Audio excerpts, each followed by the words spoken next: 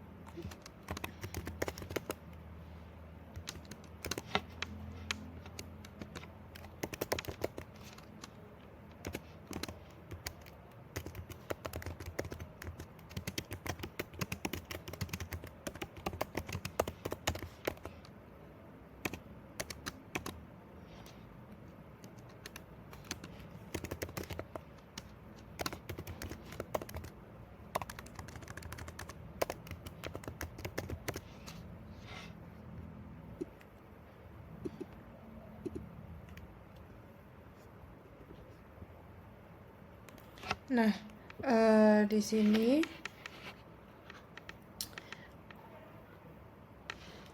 data imbalance itu adalah kondisi di mana jumlah data antar kelas tidak seimbang. Satu kelas jauh lebih banyak dibandingkan kelas lainnya. Nah, dalam konteks di klasifikasi heart disease ini, kelas 0 jauh lebih banyak dari kelas 1. Makanya, model akan cenderung bias lebih sering memprediksi tidak sakit karena memang data tidak sakit lebih dominan saat training. Akibatnya, pasien yang sebenarnya tidak sakit jantung bisa terdeteksi oleh model, dan ini sangat berbahaya dalam konteks medis. Makanya kita perlu mengatasi data imbalance, salah satunya dengan teknik balancing yang akan dilakukan di nomor 2. Lalu kita masuk ke nomor 2, random undersampling. Jadi yaitu adalah salah satu teknik untuk mengatasi data imbalance dengan cara mengurangi jumlah data pada kelas mayoritas, yaitu kelas yang jumlahnya lebih banyak agar seimbang dengan kelas minoritas. Jadi bukan menambah data tapi membuang sebagian data kelas mayoritas secara acak.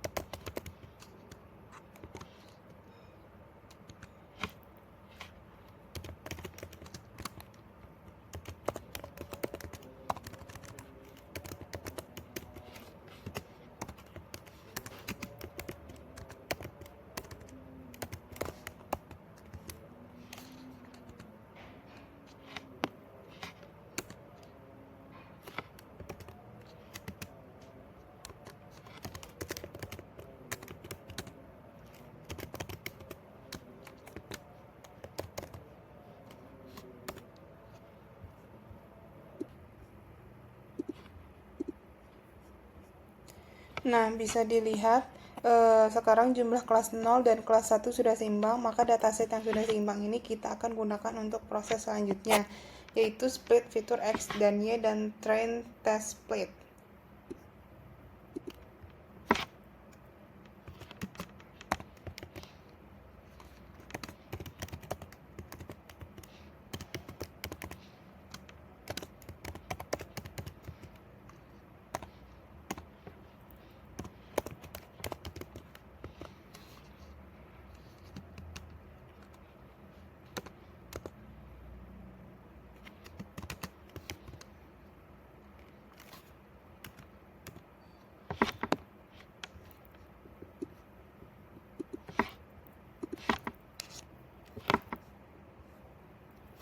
Nah, di sini saya akan menjelaskan tentang syntax train dan test split.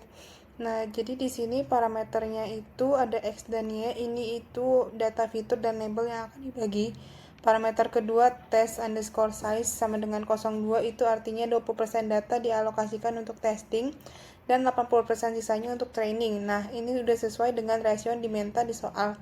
Dan parameter ketiga itu random underscore stat sama dengan 42, ini itu seed untuk pengacakan data sebelum dibagi agar setiap kali dijalankan kodenya itu selalu konsisten. Nah, misalnya kalau dataset asli adalah 50% kelas 0 dan 50% kelas 1, maka di training dan testing juga punya proporsi yang sama. Parameter ini sangat penting untuk klasifikasi agar tidak terjadi bias. Lalu kita akan lanjut ke nomor 4.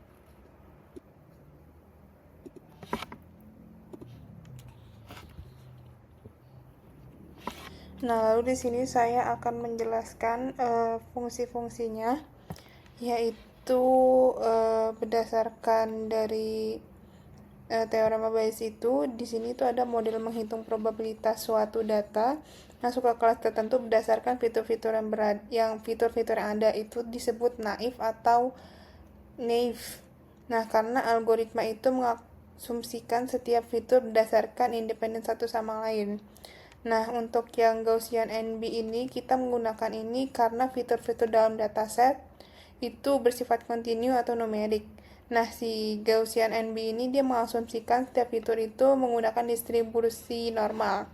Untuk yang menunjukkan model fit itu, ini kita pakai karena kita mempelajari pola data dari data training menggunakan probabilitas prior setiap kelas untuk masing-masing kelas. Untuk yang model predik itu memprediksi label dari data testingnya, hasilnya itu berupa array 0 atau 1 untuk setiap baris data training.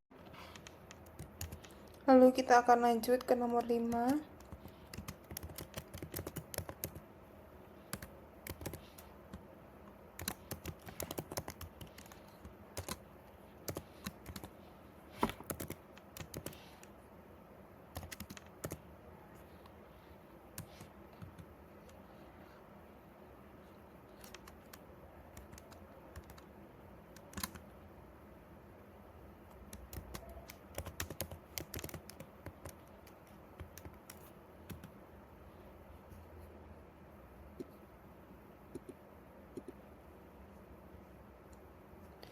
Berikut adalah hasil dari nomor 5. Di sini saya akan menjelaskan perbedaan dari TP, TN, FP, dan FN. Jadi si TP atau true positif ini dia adalah kondisi di mana pasien diprediksi sakit jantung oleh model dan memang benar pasien tersebut sakit jantung. Jadi prediksi positif yang benar. Untuk yang kedua itu TN, true negatif, itu adalah kondisi pasien diperiksa tidak sakit oleh model dan memang benar prediksi tersebut tidak sakit. Jadi negatif yang benar. Untuk yang ketiga itu false positif atau FP, itu dia kondisi pasien diprediksi sakit oleh model, tapi kenyataannya pasien tersebut tidak sakit. Ini disebut juga type 1 error. Yang keempat itu ada false negatif FN. Ini kondisi di mana pasien diprediksi tidak sakit oleh model, padahal kenyataannya pasien tersebut sakit jantung. Ini disebut juga sebagai type 2 error. Lalu selanjutnya saya akan melanjutkan untuk nomor 6, evaluasi akurasi precision, recall, F1 dan R2.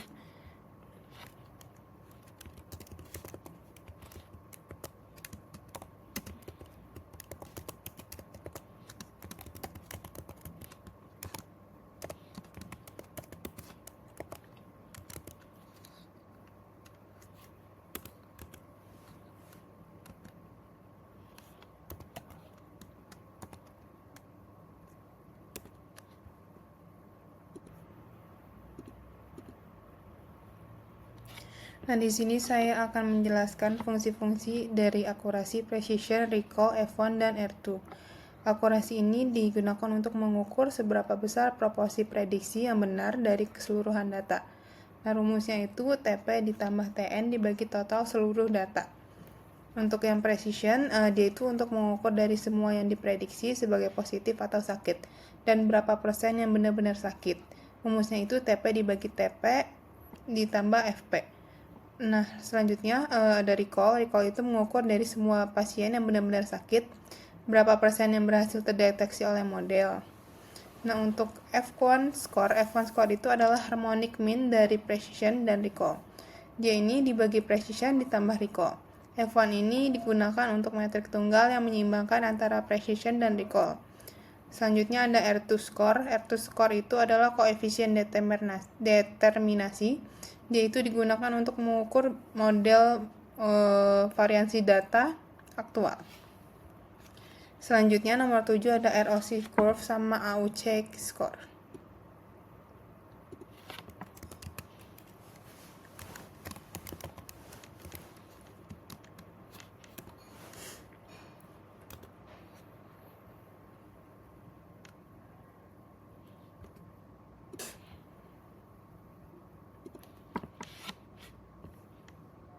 Nah, ini merupakan hasilnya nomor 7, yaitu interpretasi nilai ROC AUC adalah sebagai 1 itu berarti model sempurna. Nah, nilai antara 0,9 sampai 1 itu model excellent. Untuk yang 0,8 sampai 0,9 itu good, nomor 07 sampai 08 itu fair, 05 sampai 07 itu poor, dan nilai 05 itu model tidak lebih baik dari tebakan acak. Nah, dari nilai AUC ini disimpulkan bahwa model naive Bayes sangat baik, bagus, cukup dalam membedakan pasien yang sakit jantung dan yang tidak. Nah, demikian pekerjaan tugas pendahuluan modul 3 penambangan data tentang pemodelan data dan deployment. Sekian, terima kasih.